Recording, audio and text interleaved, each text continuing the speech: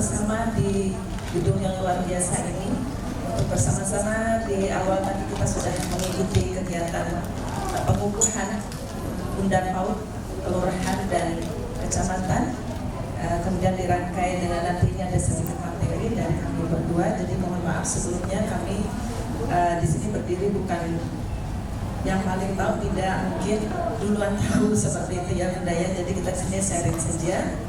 Dan sebelumnya kami juga mengucapkan selamat kepada Bunda PAUD kelurahan dan kecamatan yang hari ini sudah dilantik dan dikukuhkan sebagai Bunda PAUD kelurahan dan kecamatan, dan insya Allah nanti kita bisa bekerja sama, berkolaborasi di dalam tim Pokja Bunda PAUD Kota, dan insya Allah di masing-masing Pokja Bunda kelurahan dan kecamatan juga sudah terbentuk Pokja-Pokjanya, sehingga nanti kita bisa sinergi untuk bersama-sama menjalankan program-program yang sudah kita buat bersama. Bismillah ya.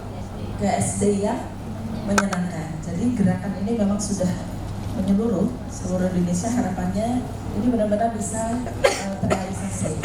Tapi tidak tahu kalau bisa terus saja berjalan. Makanya tahun ini pemerintah luar biasa untuk menghilangkan miskonsepsi tersebut. Nah itu nanti salah satunya adalah tugas kita. Apa sih peran kita ya untuk menghilangkan miskonsepsi itu? Ya, nah miskonsepsi seperti apa? Ini kemampuan yang dibangun pada anak PAUD sangat berfokus pada calistu. Benar nggak Bunda? Iya kan ya? Oh, anak saya kalau ke SD, kalau masuk SD harus bisa baca, tulis. Karena itu nanti terkait sima ya. Nah, dengan begitu berarti otomatis baca tulis itu akhirnya jadi tugas siapa? Guru PAUD. Padahal kan tidak. Kalau di TK kan nggak ada ya Bu Parti ya. Ya nggak ada, tapi tetap ada namanya diagnosis awal. Dan itu bukan calistu yang kita lihat. Nah nanti kita bersama-sama kolaborasi untuk sama-sama saling memantau bagaimana sih kegiatan di penerimaan siswa baru di SD, dan nanti ada masa MPLS. Apa sih itu MPLS? Nanti kita bahas bersama-sama ya. Itu apa? Bukan baca tulis. Baca tulis itu bagian dari literasi, tapi nanti dipahamkan tentang literasi itu sendiri. Kemudian anak mampu menyimak. Nah ini yang paling penting. Anak mampu menyimak dan dapat mengutarakan gagasan sederhana. Karena nanti dalam IKM itu diperlukan bernalar kritis. Ya, untuk bisa memunculkan nalar kritis berarti dia harus benar-benar bisa menyimak, paham, ya, paham. Oke. Kemudian anak paham bahwa 5 tambah 3 adalah 5 objek ditambah dengan 3 objek. Ya begitu ya Bun? 5 tambah 3 itu 5 objek ditambah 3 objek, begitu ya? Isinya berapa? 8. Sekarang nggak begitu. Berapa?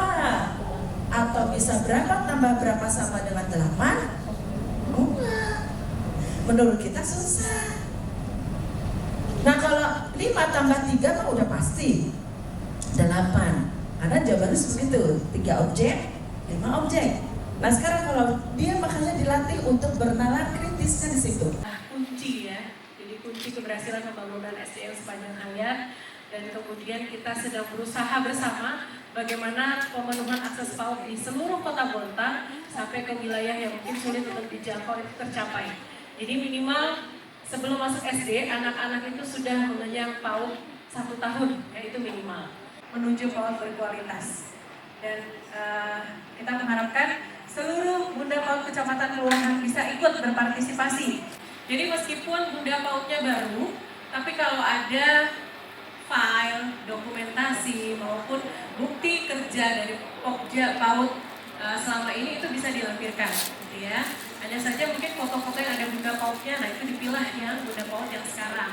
Nah, Bunda PAUD berakting adalah Bunda PAUD berkolaborasi untuk beraksi mencegah stunting, gitu ya. Kita semua ada Bunda-Bunda PAUD, mungkin yang sudah lama sudah dilantik dan yang baru hari ini dilantik. Kemudian ada dari teman-teman kami dari 20 guru atau kepala sekolah yang kemarin sudah ikut.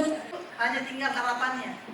Sementara kita yang masih sehat, itu sedapat mungkin kita bermanfaat. Dan saya bangga bersama Bunda-Bunda PAUD hari ini kita bersama-sama duduk di sini untuk meningkatkan kapasitas diri, mengaktualisasikan diri dalam pelayanan publik, dan semoga itu bernilai ibadah. Ada juga yang memang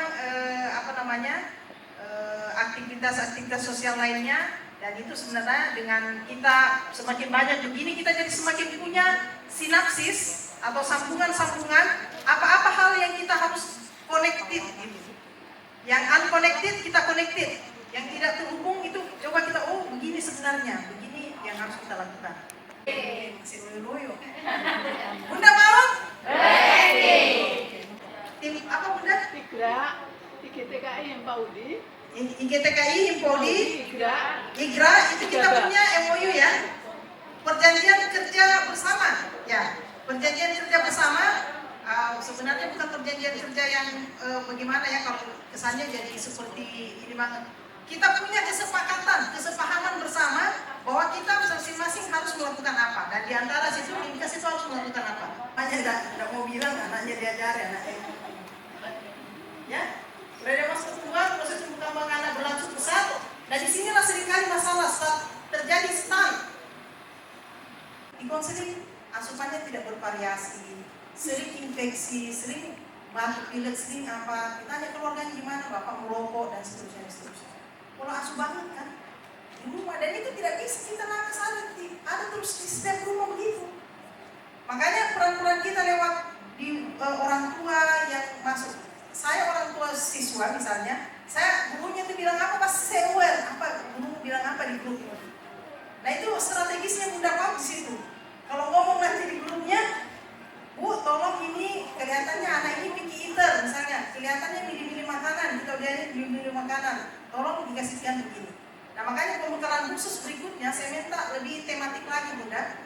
Di tim besar di rapat ini yang Bapak Ibu Lurah di sini atau Pak Camat sudah bosan sekali tuh rapat-rapat begini. Kita selalu mau bicara di mitigasi, jangan bicara di mitigasi, terlambat. Bicaranya di prevensi. Stunting itu kondisi tumbuh kembang yang stunt, yang pendek karena kurang asupan dan infeksi berulang, karena pola asuh, karena macam-macam tadi, pernikahan dini dan sebagainya. Ini outcome di sini, outcome. Ini ada masalah kronis sebelumnya di sini. Tidak apa-apa kalau tiktokannya influencer. Influencer itu mempengaruhi.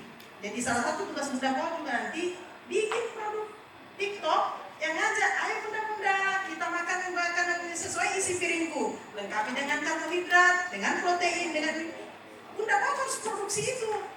Bikin itu TikToknya Himpaudi Kota Barat, bikin produk tentang ajakan makan ya sesuai isi piringku. Dan begini ke orang tuanya, kalau ada anak-anak sudah berhari-hari tidak masuk atau apa, tanyain seperti apa dia bilang, ditemani cerita, diajak, dikasih tahu. Itu salah satu peran kita. Ya. Kalau yang bunda-bunda yang sekaligus ketua PKK, bikin kampanyenya lah, apa kan? Nah, untuk kolaborasi semua. Nah hari ini di segmen Bunda PAUD, kita harapkan Bunda PAUD salah satu manifestasinya, salah satu saja ya, banyak yang lain. Salah satu manifestasinya adalah mensukseskan kelas integrasi ibu balita. Kita semua kita termasuk begini, memang Dinkes terbatas, tetapi Dinkes tuan rumahnya duitnya Pak Wali Kota atau PT Bada, PT Mutu. Kita ini sebenarnya banyak sekali PT di sini yang bisa mensupport. Cuman Pak Wali Kota dekat sama dorang, CSR-nya terutama. Nah itu yang penting saya kira. Jadi Dinkes itu tuan rumah atau penyelenggara. Tinggal duitnya minta sama perusahaan-perusahaan dan Pemkot. Saya kira begitu. Dan sekali lagi anggota dewan itu harus ini, karena tidak bisa juga berhasil kalau anggota dewan cuma duduk di kursinya saja. Saya kira begitu. Terima kasih. Bunda mulai dari bisa kampanye kecil-kecilan dari mereka. Kalau orang tuanya komit setelah disonting setuju begitu, adakan makan bersama, tapi di lingkup kita aja dulu TK-nya itu. Dan TK Bunda kasih setelah 5 kali pertemuan berikutnya tidak lagi orang tenaga kesehatan yang ada, tapi kita bisa lakukan sendiri.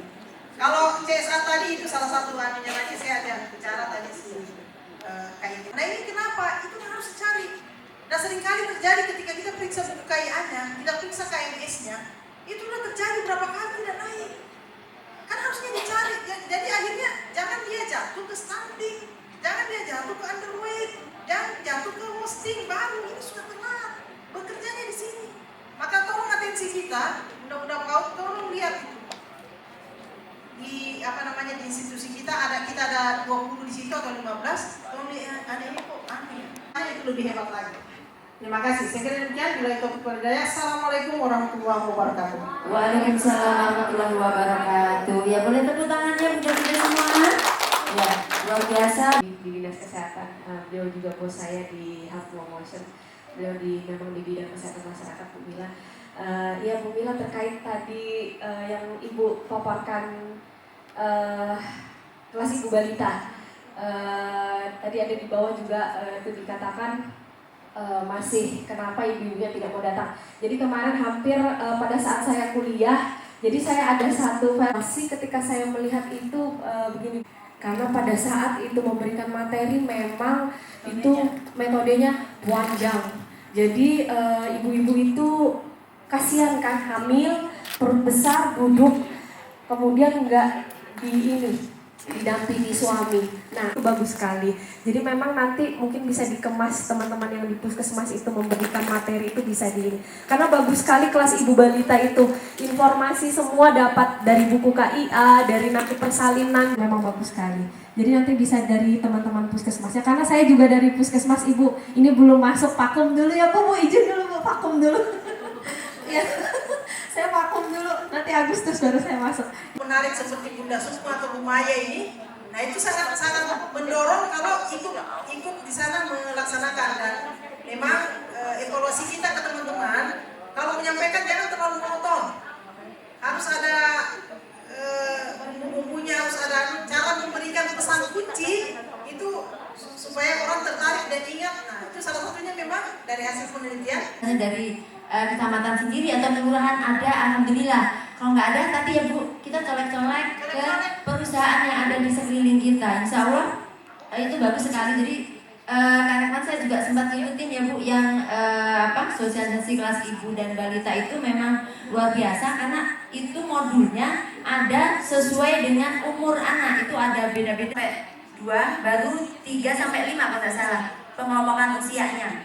Jadi mungkin nanti sekolah-sekolah itu kan ada usianya masing-masing ya, ada SPS, KB, TK. Nah itu semuanya mungkin nanti bisa mewakili. Syukur-syukur bisa semuanya di cover di kelurahan maupun di kecamatan. Insya Allah kegiatan ini bisa berjalan, kita bergandeng tangan antara Bunda PAUD dan ormit-ormit yang ada di sekeliling kita.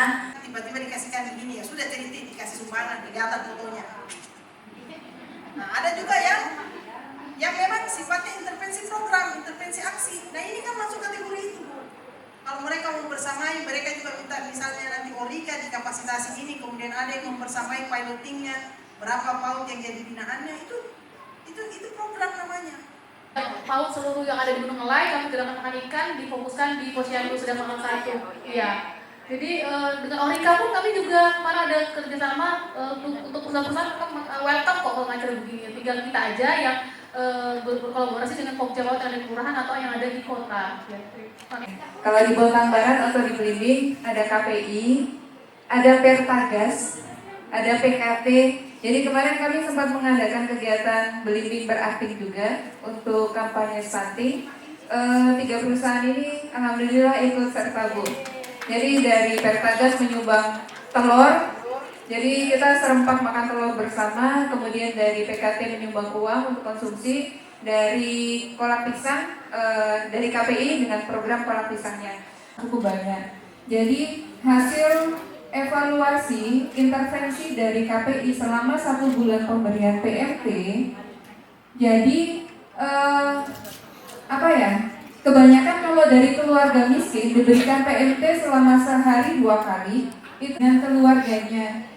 Jadi orang tuanya punya anak banyak, pasti akan dimakan sama-sama Bu. Jadi memang kompleks sekali. Kami sering sekali turun ke lingkungan-lingkungan RT, kebetulan di kami ada yang gizi buruk Bu. Nah ini salah satunya juga fatherless, bukan hanya fatherless, tapi memang ada masalah dalam keluarga yang sumbernya dari suami, sehingga menyebabkan ibu ini sedikit depresi Bu. Jadi banyak hal, memang kompleks sekali dan sebagai camat memiliki dua peranan ya sebagai bunda PAUD juga. Jadi waktu data diminta ke tingkat PAUD kota, saya sudah membuat grup di kecamatan kami sendiri untuk meminta data PAUD yang ada di kecamatan Barat. Kami saja sebenarnya tidak masalah. Jadi kita penuhi keduanya, tapi itu berbeda tujuannya. Ini untuk pendidikan, yaitu anak-anak yang istilahnya mengayom bersekolah atau ya terlayani di PAUD di masing-masing kecamatannya. Sedangkan yang diminta oleh wali kota itu adalah data bayi dan balita usia 0 sampai